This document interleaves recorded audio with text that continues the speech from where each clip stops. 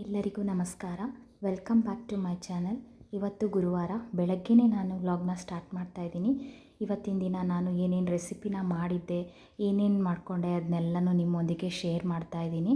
ಹಾಗೆಯೇ ಎಲ್ಲೂ ಸ್ಕಿಪ್ ಮಾಡ್ದೇ ನನ್ನ ವೀಡಿಯೋನ ನೋಡಿ. ಇನ್ ಕೇಸ್ ನನ್ನ ವೀಡಿಯೋ ಏನಾದರೂ ಇಷ್ಟ ಆದರೆ ಪ್ಲೀಸ್ ಸಬ್ಸ್ಕ್ರೈಬ್ ಮಾಡಿ, ಲೈಕ್ ಮಾಡಿ ಮತ್ತು ಶೇರ್ ಮಾಡಿ. ಸಬ್ಸ್ಕ್ರೈಬ್ ಮಾಡಿಕೊಂಡು ನನ್ನ ವೀಡಿಯೋನ ನೋಡಿ, ಹಾಗೆಯೇ ಒಂದು ಲೈಕ್ ಕೊಡೋದನ್ನು ಕೂಡ ಮರಿಬೇಡಿ ಅಂತ ಹೇಳ್ತಾ ಇವತ್ತಿನ ವ್ಲಾಗ್ನ ಸ್ಟಾರ್ಟ್ ಮಾಡ್ತಾ ಇದ್ದೀನಿ. ಮೊದಲಿಗೆ ನಾನು ಬೆಳಗ್ಗೆ ಎದ್ದ ತಕ್ಷಣ ಅರಿಶಿಣ ನೀರನ್ನು ಕುಡ್ಕೊಂಡು ಆಮೇಲೆ ನಾನು ಕೆಲಸಗಳನ್ನ ಸ್ಟಾರ್ಟ್ ಮಾಡ್ಕೊಳ್ತೀನಿ. ಹಾಗೆಯೇ ನಾನು ರಾತ್ರಿ ಎಲ್ಲ ಟೊಮೆಟೊ ಹಣ್ಣು ಎಲ್ಲ ತಂದು ಸ್ವಲ್ಪ ಖಾಲಿಯಾಗಿತ್ತು, ಅದನ್ನು ಸ್ವಲ್ಪ ತೊಳೆದ್ಬಿಟ್ಟು ನಾನು ಇಟ್ಕೊಂಡಿದ್ದೆ. ಅದೆಲ್ಲ ನೀರು ಆರಿದ ನಂತರ ಅದನ್ನೆಲ್ಲ ಫ್ರಿಜ್ಜಿಗೆ ನಾನು ಬಾಕ್ಸಿಗೆ ಹಾಕಿ ಸ್ಟೋರ್ ಮಾಡಿ ಇಟ್ಕೊಳ್ತಾ ಇದ್ದೀನಿ. ಇವಾಗ ನಾನು ಪೂರಿ ಮತ್ತು ಸಾಗುನ ಮಾಡೋಣ ಅಂತ ಹೇಳಿಬಿಟ್ಟು ನಾನು ಅದಕ್ಕೆ ಸ್ವಲ್ಪ ಈರುಳ್ಳಿ ಮತ್ತು ಟೊಮೆಟೊ ಹಣ್ಣೆಲ್ಲ ಕಟ್ ಮಾಡಿಕೊಂಡು ಇಟ್ಕೊಳ್ತಾ ಇದ್ದೀನಿ. ಇವಾಗ ನಾನು ಇವತ್ತಿನ ಬೆಳಗ್ಗೆ ತಿಂಡಿಗೆ ನಾನು ಪೂರಿ ಮತ್ತು ಸಾಗುನ ಮಾಡ್ಕೊಳ್ತಾ ಇದ್ದೀನಿ. ಸಾಗುನ ನಾನು ಯಾವುದೇ ರೀತಿಯಾದ ಮಸಾಲೆಯನ್ನು ರುಬ್ಬದೇ ನಾನು ಹಾಗೆಯೇ ಪುಡಿಗಳನ್ನು ಹಾಕ್ಕೊಂಡು ಮಾಡ್ಕೊಳ್ತಾ ಇದ್ದೀನಿ. ತುಂಬ ಈಸಿಯಾಗೂ ಇರುತ್ತೆ ಮತ್ತು ಟೇಸ್ಟ್ ಕೂಡ ಡಿಫ್ರೆಂಟ್ ಆಗಿರುತ್ತೆ. ಒಂದು ಸಲ ಟ್ರೈ ಮಾಡಿ ನೋಡಿ. ನಾನು ಈ ಸಾಗು ಮಾಡೋದಕ್ಕೆ ಒಂದು ಪಾತ್ರೆನ ಇಟ್ಕೊಂಡು ಅದಕ್ಕೆ ಸ್ವಲ್ಪ ಎಣ್ಣೆನ ಹಾಕ್ಕೊಂಡು ಎಣ್ಣೆಗೆ ಸ್ವಲ್ಪ ಸಾಸಿವೆನ ಹಾಕ್ಕೊಳ್ತಾ ಇದ್ದೀನಿ. ಸಾಸಿವೆ ಸಿಡಿದಾದ ನಂತರ ನಾನು ಚಿಕ್ಕದಾಗಿ ಕಟ್ ಮಾಡ್ಕೊಂಡಿರುವಂತಹ ಈರುಳ್ಳಿಯನ್ನು ಹಾಕ್ಕೊಳ್ತಾ ಇದ್ದೀನಿ. ಈರುಳ್ಳಿ ಫ್ರೈ ಆದ ನಂತರ ನಾನು ಹಸಿರು ಮೆಣಸಿನ್ಕಾಯಿನ ಹಾಕ್ಕೊಳ್ತಾ ಇದ್ದೀನಿ. ಸ್ವಲ್ಪ ಟೊಮೆಟೊ ಹಣ್ಣು ಹಾಕ್ಕೊಂಡು ಸ್ವಲ್ಪ ರುಚಿಗೆ ತಕ್ಕಷ್ಟು ಉಪ್ಪನ್ನು ಹಾಕ್ಕೊಂಡು ಹಸಿ ಬಟಾಣಿಯನ್ನು ನಾನು ಹಾಕ್ಕೊಳ್ತಾ ಇದ್ದೀನಿ. ಹಸಿ ಬಟಾಣಿಯನ್ನು ನಾವು ಚೆನ್ನಾಗಿ ಫ್ರೈ ಮಾಡ್ಕೊಳ್ಳೋಣ. ಇವಾಗ ಸ್ವಲ್ಪ ಶುಂಠಿ ಬೆಳ್ಳುಳ್ಳಿ ಪೇಸ್ಟನ್ನು ಕೂಡ ಹಾಕ್ಕೊಂಡು ಅದನ್ನು ಕೂಡ ಫ್ರೈ ಮಾಡ್ಕೊಳ್ಳೋಣ. ಇವಾಗ ನಾನು ಆಲೂಗೆಡ್ಡೆನ ಮುಂಚೆನೇ ಬೇಯಿಸಿ ಇಟ್ಕೊಂಡಿದ್ದೆ. ಆಲೂಗೆಡ್ಡೆನ ಕೂಡ ನಾನು ಹಾಕ್ಕೊಳ್ತಾ ಇದ್ದೀನಿ. ಇವಾಗ ಆಲೂಗೆಡ್ಡೆ ಹಾಕಿದ ನಂತರ ನಾವು ಸ್ವಲ್ಪ ನೀರನ್ನು ಹಾಕ್ಕೊಂಡು ಸ್ವಲ್ಪ ಸಾಂಬಾರು ಪುಡಿಯನ್ನು ಹಾಕ್ಕೊಳ್ತಾ ಇದ್ದೀನಿ. ಇವಾಗ ಸ್ವಲ್ಪ ಕೊತ್ತಂಬರಿ ಸೊಪ್ಪನ್ನು ಹಾಕ್ಕೊಂಡು ಸ್ವಲ್ಪ ಕುದಿಸ್ಕೊಂಡ್ರೆ ನಮಗೆ ಈಸಿ ಆದಂತಹ ಮತ್ತು ಡಿಫ್ರೆಂಟ್ ಟೇಸ್ಟಲ್ಲಿ ನಮಗೆ ಆಲೂಗೆಡ್ಡೆ ಸಾಗು ಪೂರಿಗೆ ರೆಡಿಯಾಗುತ್ತೆ. ಇವಾಗ ನಾನು ಪೂರಿಗೆ ಹಿಟ್ಟನ್ನು ಕೂಡ ಕಲಿಸ್ಕೊಂಡು ಇಟ್ಕೊಂಡಿದ್ದೆ. ಅದನ್ನು ನಾನಿವಾಗ ಪೂರಿಯನ್ನು ಲಟ್ಟಿಸ್ಕೊಳ್ತಾ ಇದ್ದೀನಿ. ನಾನು ಪೂರಿಯನ್ನು ತುಂಬ ಚಿಕ್ಕದಾಗಿ ಮಾಡ್ಕೊಳ್ತಾ ಇಲ್ಲ, ದೊಡ್ಡದಾಗಿಯೇ ಲಟ್ಟಿಸ್ಕೊಳ್ತಾ ಇದ್ದೀನಿ. ನೋಡಿ ಇಷ್ಟು. ಇದನ್ನು ಮತ್ತೆ ಪೂರಿಯನ್ನು ನಾವು ಲಟ್ಟಿಸ್ಕೊಳ್ಳುವಾಗ ತುಂಬ ತೆಳುವಾಗಿಯೂ ಕೂಡ ಲಟ್ಟಿಸ್ಕೊಳ್ಬಾರ್ದು, ಯಾಕೆಂದರೆ ಅದು ಉಬ್ಕೊಳ್ಳೋದಿಲ್ಲ. ಹಾಗೋಸ್ಕರ ನಾವು ಸ್ವಲ್ಪ ದಪ್ಪದಾಗೇ ಲಟ್ಟಿಸ್ಕೊಂಡ್ರೆ ನಮಗೆ ಪೂರಿ ಚೆನ್ನಾಗಿ ಬರುತ್ತೆ. ನೋಡಿ ನಾನು ಈ ರೀತಿ ಲಟ್ಟಿಸ್ಕೊಳ್ತಾ ಇದ್ದೀನಿ. ನಾನು ಎಲ್ಲ ಹಿಟ್ಟನ್ನುಗಳನ್ನ ಲಟ್ಟಿಸ್ಕೊಂಡು ನಾನು ಒಂದು ಪ್ಲೇಟಿಗೆ ಹಾಕ್ಕೊಂಡು ಇಟ್ಕೊಳ್ತೀನಿ. ಯಾಕೆಂದರೆ ನಮಗೆ ಬೇಯಿಸುವಾಗ ಲಟ್ಟಿಸ್ಕೊಂಡು ಬೇಯಿಸೋಕ್ಕೆ ಆಗಲ್ಲ. ಅದಕ್ಕೋಸ್ಕರ ನಾನು ಒಂದು ಪ್ಲೇಟಿಗೆ ನೋಡಿ ಈ ರೀತಿ ಲಟ್ಟಿಸ್ಕೊಂಡು ಇಟ್ಕೊಂಡಿರ್ತೀನಿ. ಇವಾಗ ನಾನು ಒಂದು ಬಾಣಲೆಗೆ ಸ್ವಲ್ಪ ಎಣ್ಣೆಯನ್ನು ಹಾಕ್ಕೊಂಡು ಅದು ಎಣ್ಣೆ ಕಾದ ನಂತರ ನಾವು ಪೂರಿಯನ್ನು ಹಾಕ್ಕೊಳ್ತಾ ಇದ್ದೀನಿ. ಎಣ್ಣೆ ಬಿಸಿಯಾದ ನಂತರನೇ ನಾವು ಪೂರಿಯನ್ನು ಹಾಕ್ಕೊಳ್ಬೇಕು. ನಮಗೆ ಪೂರಿ ಸ್ವಲ್ಪ ಸಾಫ್ಟಾಗಿ ಇರಬೇಕು ಅಂತ ಹೇಳಿದ್ರೆ ನಾವು ಬೇಗನೆ ಒಂದೆರಡು ಸರಿ ಮಡಚಿಬಿಟ್ಟು ತಗೊಂಡ್ರೆ ನಮಗೆ ಸರಿಯಾಗುತ್ತೆ. ನಮಗೆ ಸ್ವಲ್ಪ ಕ್ರಿಸ್ಪಿ ಆಗಬೇಕು ಅಂದರೆ ನೋಡಿ ಈ ರೀತಿ ಕಲರು ಕೂಡ ಚೇಂಜ್ ಆಗಿ ಸ್ವಲ್ಪ ಕ್ರಿಸ್ಪಿಯಾಗಿ ಚೆನ್ನಾಗಿ ಬರುತ್ತೆ. ನೋಡಿ ಇದು ತುಂಬಾ ಸಾಫ್ಟಾಗಿ ಮತ್ತು ಆಲೂಗೆಡ್ಡೆ ಸಾಗುವೊಂದಿಗೆ ತುಂಬಾ ಚೆನ್ನಾಗಿರುತ್ತೆ ಈ ಸಾಗು. ಅದರೊಂದಿಗೆ ನಮಗೆ ಪೂರಿ ಮತ್ತು ಸಾಗು ಎರಡೂ ರೆಡಿಯಾಗಿದೆ. ನೋಡಿ ಒಂದು ಸಲ ಟ್ರೈ ಮಾಡಿ. ಇವಾಗ ನಾನು ಆ್ಯಪಲ್ನಿಂದ ಒಂದು ಸ್ವೀಟ್ ರೆಸಿಪಿಯನ್ನು ನಿಮ್ಮೊಂದಿಗೆ ಶೇರ್ ಮಾಡ್ತಿದ್ದೀನಿ. ಇವಾಗ ನೋಡಿ ಈ ಆ್ಯಪಲ್ ರೆಸಿಪಿನ ಮಾಡಬೇಕು ಅಂತಂದರೆ ನಮಗೆ ಬಾಸುಂದಿ ಥರನೇ ಬರುತ್ತೆ. ಆ್ಯಪಲ್ ಬಾಸುಂದಿ ಅಂತಲೇ ಹೇಳ್ಬೋದು. ನೋಡಿ ಅದು ನಾನು ಅರ್ಧ ಲೀಟ್ರ್ ಹಾಲಿಗೆ ಒಂದು 3/4 ಕಪ್ ಆಗುವಷ್ಟು ಸಕ್ಕರೆಯನ್ನು ಹಾಕ್ಕೊಂಡು ಚೆನ್ನಾಗಿ ಸಕ್ಕರೆ ಕುದಿಬೇಕು. ಹಾಗೆಯೇ ಹಾಲು ಕೂಡ ಕುದಿಬೇಕು. ಸ್ವಲ್ಪ ಗಟ್ಟಿ ಆಗೋ ಥರ ನಾವು ಹಾಲನ್ನು ಸಕ್ಕರೆನೂ ನಾವು ಕುದಿಸ್ಕೊಂಡು ಇಟ್ಕೋಬೇಕು. ನೋಡಿ ಅದು ತಣ್ಣಗಾಗಬೇಕು ನಮಗೆ. ಇವಾಗ ನೋಡಿ ತಣ್ಣೆ ಆಗಿದೆ. ಇವಾಗ ಇದಕ್ಕೆ ನಾನು 1 ಕಪ್ ಆಗುವಷ್ಟು ಮಿಲ್ಕ್ ಪೌಡರ್ನ ತಗೊಳ್ತಾ ಇದ್ದೀನಿ. ನೋಡಿ 1 ಕಪ್ ಆಗುವಷ್ಟು ಮಿಲ್ಕ್ ಪೌಡರ್ನ ತಗೊಂಡು ಇದನ್ನು ನಾನು ಆ ಹಾಲು ತಣ್ಣಗಾಗಿದೆಯಲ್ಲ ಹಾಲು ಅದಕ್ಕೆ ನಾನು ಮಿಕ್ಸ್ ಮಾಡ್ಕೊಳ್ತಾ ಇದ್ದೀನಿ. ಇವಾಗ ಈ ಮಿಲ್ಕ್ ಪೌಡರ್ನ ನೋಡಿ ಇದನ್ನು ನಿಧಾನವಾಗಿ ಗಂಟಿಲ್ಲದೆ ಇರೋ ಥರ ನಾವು ಈ ಥರ ಮಿಕ್ಸ್ ಮಾಡ್ಕೊಳ್ಬೇಕು.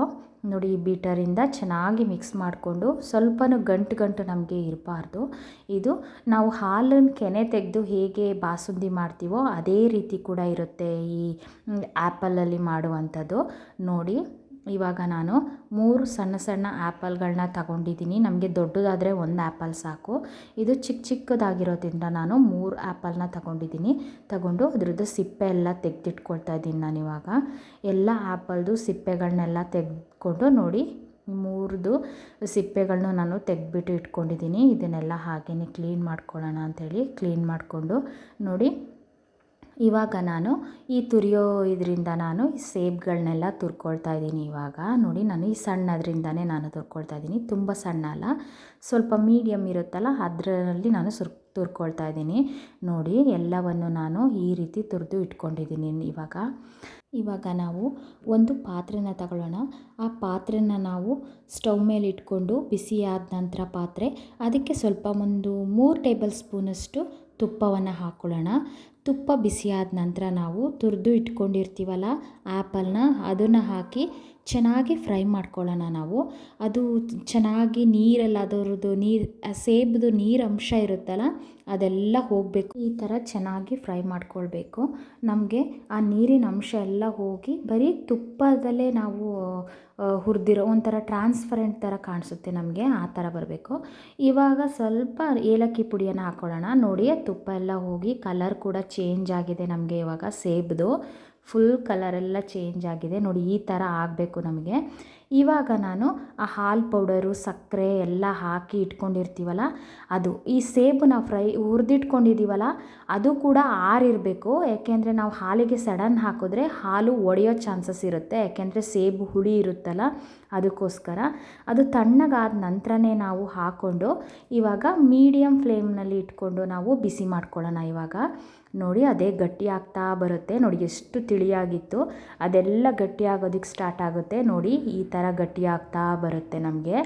ಇದನ್ನು ನಾವು ಬಾಸುಂದಿ ಹೇಗೆ ತಿಂದಾಗ ಇರುತ್ತೋ ಅದೇ ರೀತಿ ಟೇಸ್ಟ್ ಇರುತ್ತೆ ಇದು, ಈ ಸೇಬಿನ ಬಾಸುಂದಿ. ನೋಡಿ, ಇದಕ್ಕೆ ನಾನು ಚಿಕ್ಕದಾಗಿ ಕಟ್ ಮಾಡ್ಕೊಂಡಿರುವಂತಹ ಬಾದಾಮಿನ ಕಟ್ ಮಾಡ್ಕೊಂಡು ಇಟ್ಕೊಂಡಿದ್ದೀನಿ. ಅದನ್ನು ನಾನು ಕೊನೆಯಲ್ಲಿ ಸೇರಿಸ್ಕೊಳ್ತೀನಿ. ನೋಡಿ, ಇವಾಗ ರೆಡಿ ಆಗಿದೆ ನಮಗೆ ಆ್ಯಪಲ್ ಬಾಸುಂದಿ. ಅದಕ್ಕೆ ನಾನು ಈ ಕಟ್ ಮಾಡಿ ಇಟ್ಕೊಂಡಿರುವಂತಹ ಬಾದಾಮಿನ ಹಾಕ್ಕೊಳ್ತಾ ಇದ್ದೀನಿ. ತುಂಬಾ ಚೆನ್ನಾಗಿರುತ್ತೆ ಇದು. ಒಂದು ಸಲ ಟ್ರೈ ಮಾಡಿ ನೋಡಿ, ಮಾಡೋದಕ್ಕೂ ಈಸಿನೇ. ಮನೆಯಲ್ಲಿ ಏನೇನಿರುತ್ತೆ ಆ ಥಿಂಗ್ಸ್ಗಳನ್ನೇ ನಾವು ಹಾಕ್ಕೊಂಡು ಮಾಡ್ಕೊಳ್ಬೋದು. ನೋಡಿ, ತುಂಬಾ ಚೆನ್ನಾಗಿ ಬರುತ್ತೆ. ಇವಾಗ ನಾನು ಒಂದು ಚಿಕನ್ ರೆಸಿಪಿನ ಮಾಡ್ಕೊಳ್ಳೋಣ ಅಂತ ಹೇಳಿಬಿಟ್ಟು ಕೊಕೊನಟ್ ಚಿಕನ್ನ ಮಾಡೋಣ ಅಂತ ಹೇಳಿ ಮಾಡ್ಕೊಳ್ತಾ ಇದ್ದೀನಿ. ಚೆನ್ನಾಗಿ ಮಾಡೋದಕ್ಕೆ ನಾವು ಅರಿಶಿಣ ಪುಡಿಯನ್ನು ಹಾಕ್ಕೊಳ್ಬೇಕು. ನಾವಿವಾಗ ಚಿಕನ್ನ ಚೆನ್ನಾಗಿ ತೊಳೆದಿಟ್ಕೊಂಡು ಅದಕ್ಕೆ ನಾನು ಅರ್ಧ ಸ್ಪೂನು ಪೆಪ್ಪರ್ ಪೌಡರ್ನ ಹಾಕ್ಕೊಳ್ತಿದ್ದೀನಿ, 1 ಟೇಬಲ್ ಸ್ಪೂನ್ ಚಿಲ್ಲಿ ಪೌಡರ್ನ ಹಾಕ್ಕೊಳ್ತಾ ಇದ್ದೀನಿ, ಅರ್ಧ ಸ್ಪೂನು ಕೊರಿಯಂಡರ್ ಪೌಡರ್ನ ಹಾಕ್ಕೊಳ್ತಾ ಇದ್ದೀನಿ. ಇವಾಗ ಸ್ವಲ್ಪ ಶುಂಠಿ ಬೆಳ್ಳುಳ್ಳಿ ಪೇಸ್ಟ್, ಒಂದು 1/4 ಟೇಬಲ್ ಸ್ಪೂನ್ ಆಗುವಷ್ಟು ಗರಂ ಮಸಾಲ ಹಾಕ್ಕೊಳ್ತಾ ಇದ್ದೀನಿ. ಸ್ವಲ್ಪ ಒಂಚೂರು ಹುಳಿಯನ್ನು ಹಿಂಡ್ಕೊಂಡು 1 ಟೇಬಲ್ ಸ್ಪೂನ್ ಶುಂಠಿ ಬೆಳ್ಳುಳ್ಳಿ ಪೇಸ್ಟನ್ನು ಕೂಡ ನಾನು ಹಾಕ್ಕೊಂಡು ಚೆನ್ನಾಗಿ ಮಿಕ್ಸ್ ಮಾಡಿಕೊಂಡು ಸ್ವಲ್ಪ ಉಪ್ಪನ್ನು ಹಾಕ್ಕೊಂಡು ಇದನ್ನು ಅರ್ಧ ಗಂಟೆ ಮ್ಯಾರಿನೇಟ್ ಆಗಲಿಕ್ಕೆ ಇಟ್ಬಿಡ್ತೀನಿ. ನಾನಿವಾಗ ಅರ್ಧ ಗಂಟೆ ಆಗಿದೆ. ಇವಾಗ ನಾನು ಒಂದು ಪಾತ್ರೆಯನ್ನು ತಗೊಂಡು ಅದಕ್ಕೆ ನಾನು ಒಂದು 3 ಟೇಬಲ್ ಸ್ಪೂನ್ ಆಗುವಷ್ಟು ಎಣ್ಣೆನ ಹಾಕ್ಕೊಳ್ತಾ ಇದ್ದೀನಿ. ಈ ಎಣ್ಣೆ ಬಿಸಿಯಾದ ನಂತರ ನಾವು ಒಂದು ದೊಡ್ಡದಾದ ಈರುಳ್ಳಿಯನ್ನು ಚಿಕ್ಕದಾಗಿ ಕಟ್ ಮಾಡಿಕೊಂಡು ನಾನು ಫುಲ್ ಚೆನ್ನಾಗಿ ಫ್ರೈ ಆಗೋ ಥರ ಫ್ರೈ ಮಾಡಿಕೊಂಡು ಅದನ್ನು ನಾನು ಈ ಚಿಕನ್ನ ಮ್ಯಾರಿನೇಟ್ ಮಾಡಿಟ್ಟಿರ್ತೀವಲ್ಲ ಚಿಕನನ್ನು ನಾನು ಅದಕ್ಕೆ ಸೇರಿಸ್ಕೊಂಡು ಇದನ್ನು 1-2 ನಿಮಿಷ ಮುಚ್ಚಳ ಮುಚ್ಚಿಬಿಟ್ಟು ಬೇಯಿಸ್ಕೊಳ್ತಾ ಇದ್ದೀನಿ. ಇವಾಗ ನಾನು ಇದಕ್ಕೆ ಒಂದು ಕಟ್ ಮಾಡ್ಕೊಂಡಿರುವಂತಹ ಟೊಮೆಟೊ ಹಣ್ಣನ್ನು ಹಾಕ್ಕೊಳ್ತಾ ಇದ್ದೀನಿ. ಇದು ಕೂಡ ಚೆನ್ನಾಗಿ ಫ್ರೈ ಆಗಬೇಕು. ಒಂದು ಮುಚ್ಚಳ ಮುಚ್ಚಿ 1-2 ನಿಮಿಷ ಇದನ್ನು ಕೂಡ ಬೇಯಿಸ್ಕೊಳ್ತಾ ಇದ್ದೀನಿ. ಇದಕ್ಕೆ ನಾನಿವಾಗ ಒಂದು ತೆಂಗಿನಕಾಯಿ, ಒಂದು ಮೀಡಿಯಮ್ ಸೈಜ್ನ ತೆಂಗಿನಕಾಯಿಯನ್ನು ನಾನು ಹೆರ್ಕೊಂಡು ಅದರಲ್ಲಿ ಫುಲ್ಲು ಗಟ್ಟಿ ಹಾಲು ಬರುತ್ತಲ್ಲ ಅದನ್ನೆಲ್ಲ ನಾನು ತಗೊಂಡು ಸ್ವಲ್ಪ ಅದನ್ನು ಒಂದು ಸರಿ ಮಿಕ್ಸಿ ಆಡಿಸಿದ್ದು ಉಳಿದಿರುತ್ತಲ್ಲ ಅದಕ್ಕೆ ಸ್ವಲ್ಪ ನೀರು ಹಾಕ್ಕೊಂಡು ಅದನ್ನು ಕೂಡ ಅದರ ಹಾಲನ್ನು ಕೂಡ ನಾನು ಇದಕ್ಕೆ ಹಾಕ್ಕೊಂಡು ಚೆನ್ನಾಗಿ ಕುದಿಸ್ಕೊಳ್ತಾ ಇದ್ದೀನಿ, ಸ್ವಲ್ಪ ಕೊತ್ತಂಬರಿ ಸೊಪ್ಪನ್ನು ಹಾಕ್ಕೊಂಡು. ಇವಾಗ ನೋಡಿ, ಕೊಕೊನಟ್ ಚಿಕನ್ ಕೂಡ ರೆಡಿಯಾಗಿದೆ. ನಾನು ಟೊಮೆಟೊ ಸಾಸ್ನ ಮಾಡೋಣ ಅಂತ ಹೇಳಿಬಿಟ್ಟು ನಾನು ಟೊಮೆಟೊ ಹಣ್ಣೆಲ್ಲ ಎತ್ತಿಟ್ಕೊಂಡಿದ್ದೆ. ಆದರೆ ಇವಾಗ ಟೈಮ್ ಆಗಲಿಲ್ಲ, ಅದಕ್ಕೋಸ್ಕರ ನಾನು ಎಲ್ಲ ಪುನಃ ವಾಪಸ್ ತೆಗೆದಿಟ್ಕೊಳ್ತಾ ಇದ್ದೀನಿ. ನಾನಿವಾಗ ನಾಳೆ ಮಾಡ್ಕೊಳ್ಳೋಣ ಅಂತ ಹೇಳಿಬಿಟ್ಟು. ಅದು ಅಕ್ಕಿಯಲ್ಲಿ ಹುಳ ಬರುತ್ತೆ ನೋಡಿ, ಅದಕ್ಕೆ ನಾವು ಒಂದು ಲವಂಗ ಅಥವಾ ಬೆಳ್ಳುಳ್ಳಿ ಅಥವಾ ಬೇವಿನ ಸೊಪ್ಪನ್ನ ಇಡೋದು ನನಗೆ ಗೊತ್ತಿದೆ. ಆದರೆ ಇನ್ನೂ ತುಂಬಾ ಏನೇನೋ ಟಿಪ್ಸ್ಗಳೆಲ್ಲ ಗೊತ್ತಿರುತ್ತೆ, ಒಬ್ಬೊಬ್ರಿಗೆ ಒಂದೊಂದು ಥರ ಗೊತ್ತಿರುತ್ತೆ. ಅದಕ್ಕೋಸ್ಕರ ನನಗೆ ಗೊತ್ತಿರೋದು ಬೇವಿನ ಸೊಪ್ಪು ಇಡ್ತಾರೆ ಅಥವಾ ಲವಂಗ ಬೆಳ್ಳುಳ್ಳಿ ಇಷ್ಟನ್ನ ಇಡೋದು ಗೊತ್ತಿದೆ. ಹಾಗೆ ನಾನು ಅದನ್ನು ಒಂದು ನೆಟ್ ಟೈಪ್ ಇದು ಬರುತ್ತಲ್ಲ ಅದಕ್ಕೆ ಹಾಕಿಬಿಟ್ಟು ಅದರೊಳಗಡೆ ನಾನು ಸುತ್ತಿಡ್ತೀನಿ. ಏಕೆಂದರೆ ಗಾಳಿ ಆಡ್ದಾಗೂ ಇರುತ್ತೆ, ಅಕ್ಕಿ ಒಳಗಡೆ ಲವಂಗ ಎಲ್ಲ ಬಿದೋಗಲ್ಲ. ಅದಕ್ಕೋಸ್ಕರ ನಾನು ಅದರಲ್ಲಿ ಹಾಕಿ ಇಡ್ತೀನಿ. ನನಗೆ ಇಷ್ಟು ಗೊತ್ತಿದೆ ಈ ಥರ ಟಿಪ್ಸ್.